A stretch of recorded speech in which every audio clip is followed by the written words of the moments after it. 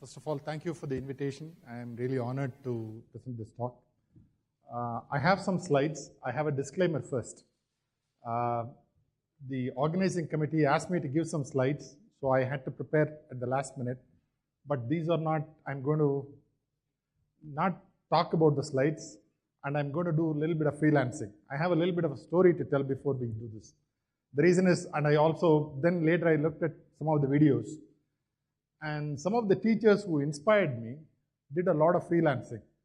One of my undergraduate professors, he used to come to the class and he'll say, hey guys, tell me a problem number 79. I'll say, okay, let's do problem 79. Oh my God, I used to, the guy knows everything. So any page we can do this. And also when I went to grad school, my professor will not come with a book. He'll come to the class, okay, gentlemen, where did we stop? Sir, I don't know, we'll be grumbling here and there and all that. And he'll start somewhere, and then he'll stop abruptly, and then say, hey guys, I want you to ask a question, and then I will answer. And people were very uncomfortable with that model because students are scared and they don't want to ask questions. But we found that that model used to work beautifully because, first of all, he's unstructured. You know, it's not like, hey, I have 10 slides, I have to dump that on you. I mean, that's not the model. I am really going to, once we have this model, the students are also thinking what the professor is saying, and then it becomes a lot more interactive class. So I'm just giving all this because I prepared some slides and I was driving through and I changed my mind what all I should say. So just to get the concept, we can go to the next slide. Okay, so my talk will be, always something, I always get question, why? Why do we do certain things? And what is the problem we are trying to solve? Unless there is something in it for me, people are not motivated, okay? So you have seen a lot of studies, why it is important and all that. I don't want to go into that. Let me touch on this, the collaboration is critical, skills development and all that stuff. But what are the barriers? Why is it, if at all it is not happening, what are the limiting things that collaboration is not happening? Okay, one thing the folks from industry might say, I don't want to offend somebody, the quality of education. Are the students really up to the mark? Are we, is the curriculum up to date? And the teachers will say, hey, now you're coming with OpenStack, this, that, everything, Kubernetes. I don't know what is Kubernetes, and how can I teach something that I don't know? So, and then also, whatever I studied 15, 20 years back, as you see in my bio, I was doing various things, and I'm not doing those things nowadays. We all evolve. So, and that requires some sort of research and that sort of thinking, and for faculty, some of the faculty, it's not easy to get research funding. There are some challenges. And if you go to the industry, hey guys, give me funding, they will say, hey, I have a project that needs to be done in 6 months. I don't want to fund something for 2 years, 3 years, etc. Maybe, there are different perspectives from the industry side. And so that gap is still there. We don't have the students, etc., who will meet that. And then the industry is, I want the 6 month, 9 month, 1 year project. So where do we have a common ground? So just to reiterate, there are two perspectives. What does industry want? Hey, I want 10,000, 20,000 developers. I want to hit the ground running, write code. Because I am working in the software industry. It can be the same in other branches of engineering as well. And they will say, hey, I cannot recruit students right now. That's the biggest challenge that I'm having. So one of the things that I will talk about later in the slide is how do we align the curriculum based on the needs of the industry? Is that the right thing? That's a different aspect. There is also a more philosophical question. I passionately feel that I should do what I really want to do, not just because there are jobs out there. But anyway, that's a different topic, and maybe we can talk about it. But I think there has to be some sort of reality that needs to be there. Like for example, in IIT, they used to offer naval architecture, or there as a branch when I was at least applying.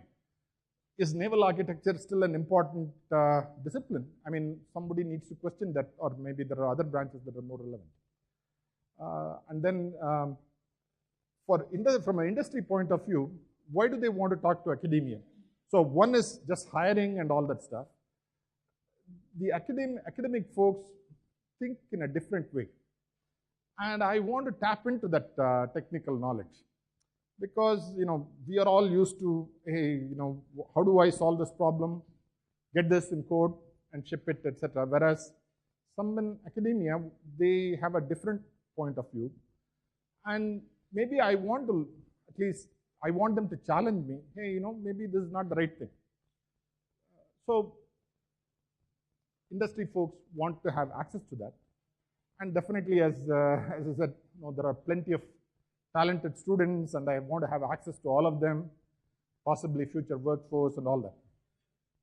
And the last point I want to say is that from industry, there are some practical problems, and a lot of times in industry, people come up with really short-term solutions. Okay, I need to solve this.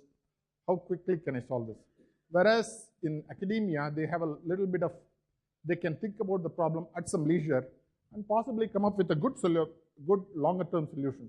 So, I mean, if there is somebody who's passionate, industry can provide or feed them with practical problems. So these are all what industry thinks that they can get from academia. So relationship can work only if it is, hey, I have these expectations. What are they going to give me? So from academia, hey, I want to make sure all my students are placed. Okay, I mean, is Cisco coming to hire in my college? Okay, that's a very short-term focus. Can we have summer internship? Sure. Scholarships for students. Right now there are so many scholarships, Narendra Modi Fellowship, this, that, everything. And can Cisco fund 10 students, 20 students to do MTech or something like that? And maybe research funding. Can we have an IoT center of excellence or some other machine learning center of excellence? Can we have some research funding? Whereas where the faculty member is allowed to do some sort of research, not really work on a tactical problem, or take this data, put some ML algorithm, give me the results, not that sort of thing. Give an open-ended problem, and then they are open to pursue whatever technology that is. And academia in colleges also, they are interested in infrastructure. Hey, can you build a lab? Or in my college, Cisco, you have all the network equipment. Can we have a data center or this, that, etc.? And by the way, Google has donated, the Stanford Computer Science Department was donated by Google, the whole building. So you can imagine, industry have funded some of the infrastructure in colleges. And the third thing that universities are interested is, reputation enhancement. Okay, of the list of colleges in Karnataka, where is my number? 3 or 4 or 5 or something, based on some ranking. Definitely they want that reputation. How is that happening? That's a bigger topic, etc. But definitely they want to make sure their university is right up there. And also they want to make sure that faculty is also well trained. That's something. And I will skip the equal partnership because that is on intellectual property and all that. Maybe I'll skip that. So I can talk about what are we doing at Cisco. Because there is, I told you what industry is expecting, and I told you what academia wants. These are the things that at least Cisco is engaged with. Cisco has set up a IoT Center of Excellence at RV College of Engineering. So there is a lab that has been set up, and students, and we have actually sort of formulated the courses there, and students can take those courses, and some of our engineers go and teach those courses and also So in that sense, they can get familiarized with the technology, and it is not just doing courses, there is also actual lab work as well. So that sort of strengthens their knowledge as well until you do hands-on work.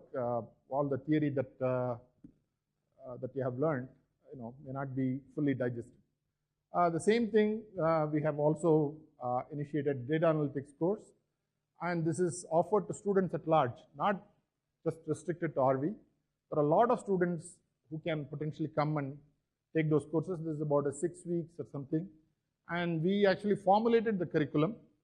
What are the, what should they learn? Python, various technologies, what is the statistics, probability courses that they need to take, and what are the practical projects. And we actually sort of give them some toy problems.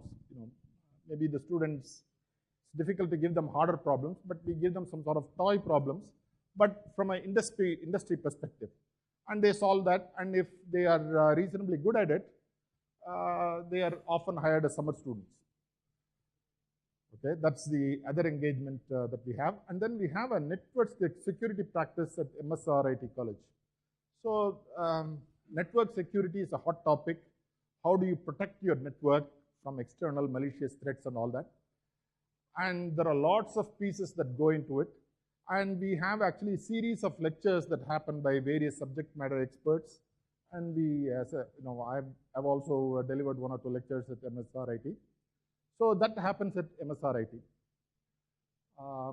And then, so what I'm saying is that this is a sort of thing that may be useful, to set up some specific center of excellence at various colleges and help those students. And then the courses also, there is a pool of experts from Cisco who actually, on the computer science curriculum, they sit in that committee, not just Cisco, some government agencies like CDAC, Infosys, and other companies. They actually look at what are all the subjects that are taught, not introduction to data structures or something. Introduction to data structures, what's the specific book, and all that, in great detail. And I have actually helped in some of the courses and all that. So one other thing this is where I want to sort of digress. So these are all the classic things. There are also other companies that are also doing this. And I think this is a worthwhile effort to do that. That's one way we can engage actually with the universities. I want to talk about this, the last point, the startup initiatives. Cisco has a startup initiative called Launch Pad, and anybody can actually come and sort of enroll in that. And then there'll be mentorship and support provided from Cisco. So one thing that when I interact with some of the students right now, they are actually very different from, let's say, from me than when I was studying undergrad. They are all a lot more entrepreneurial, and they actually, there is one person that I'm mentoring at IAC. He says, "Sir, I don't want to work. I want to start my own company." So in that sort of mindset, we need to give them enough opportunity for them to succeed in an environment where they can actually bring their ideas, and then possibly some mentorship, etc. And if there are some funding opportunities available, that'll be wonderful. Gone are the days when people said, "Oh, you finished BE electronics engineering, get a job in, BHEL or something like that, or get a job in Cisco Systems." Yeah, that's also good. But I think what India needs is more of the entrepreneurs, maybe in technical startup. And there are also some others who are actually doing some wonderful initiatives in terms of NGOs as well. How do we, how do we environmentally friendly technologies that we should explore, etc. And I find that, when that is coming from these 23, 24-year-old guys, actually, I find it fascinating. I wish I could roll backs, and I would do some of that myself. So, okay. So what can we do going forward? So the thing that I mentioned, the RV college engagement, is because we hire a lot of people from RV, and that's why that thing happened. So can a question at large, there is a lot of faculty here as well and from industry also, can a corporation adopt a department somewhere? And adopt means, by that I'm saying, maybe set up a center of excellence, maybe offer scholarships, tailor the curriculum appropriately. I mean, it's not easy to do this, but that's something that they could consider. And can they be the master's thesis or something? Can there be an external industry guide? Because a lot of times, as I said, I've been on the theory side and people look at very theoretical problems for thesis. But from an industry perspective, we can give practical problems that they could look at for a master's thesis. And then can they be an external guide? That's one possibility. Oh, here is a thing that I thought is a little part-time faculty for industry is well known. I'm a part-time faculty right now at IAC right now. But I think the other way is also, definitely I think this is important. I think for some of the courses, I think at least in Bangalore, they should, in my view, I hope the universities tap into the talent that is available and then ask them to teach one or two courses. And I think that will actually have a big impact. And some of my role models were actually from industry when I was in college. And they were some of the best teachers that I had. And they gave me great context. So what are the why are we doing what we are doing? Because without that, I don't understand whatever was being said afterwards. I'm also asking the converse question. Is there a way, this is still an unexplored topic, and actually I'm asking that as a question, would academia, some folks in academia, is it even possible to consider a visiting appointment at an industry, maybe for 1 month or 2 months? Because, we are all working in silos and we don't talk to each other. But sometimes when you work in some company and then you understand what are the issues that they are facing, and then maybe that experience enriches themselves when they go back to college. So, I mean, is it possible, etc.? Something it's maybe in summer, during the regular semesters, it may not be possible. The other aspect, the final thing that I want to mention is, maybe in continuation with the part-time faculty from industry, there is CSR funds that are available from industry. And how do we use that? Several possibilities in this sort of part-time faculty teaching courses. That is something, maybe setting up a lab in some places and all that. And the last point that I want to mention, in one of my partnerships, the academic industry partnership, there was a question in terms of trying to solve a very relevant problem. A lot of times we work on very theoretical things.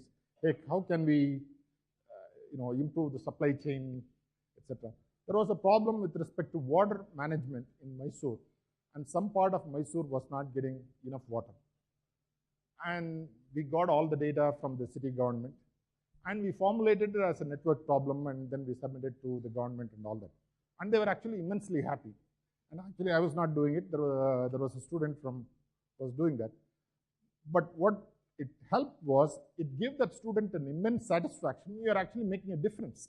Because a lot of times we do, okay, I have also done. We have done projects for the sake of doing projects. But now you are actually adding a little 2 cents with a societal impact. So, and there are several problems like, hey, what can we do with respect to congestion management, traffic congestion management in Bangalore? Are there some creative solutions that we can apply? Today was a very eventful day for me because I had 5, what shall I say, Uber cabs who cancelled on me because they were complaining that there is too much traffic. So, I feel there has to be, the pollution, traffic and all that is a germane problem, but somehow I have a feeling if we all talk, but don't do much about it. But I think that this is a time and place where, industry and also academia